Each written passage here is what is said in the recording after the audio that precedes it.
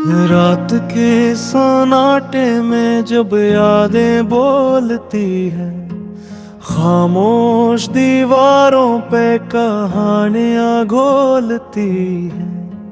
तेरे बना अब दिल को करार नहीं आता, हर सांस में तेरा ही नाम दोहराता। चांद भी रोए बादलों के पीछे छुप के, तारे भी बुझ जाए तेरी यादों के दुख से।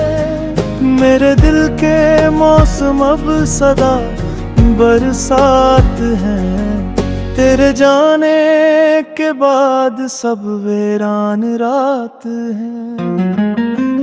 वक्त की रहगुजर पे मैं कीला चलता हूँ, तेरे वादों के साए में जलता रहता हूँ।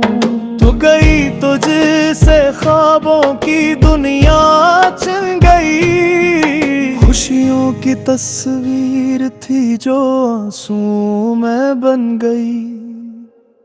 दिल कहता है पलटा मगर तकदीर चुप है, यादों के जख्मों पे अब सब्र की महर सबत है।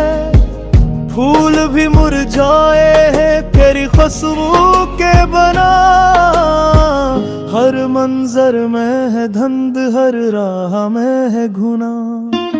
तो अगर लौट भी आए मैं वो शख्स नहीं, अब दिल में बसी है बस दासी कहीं।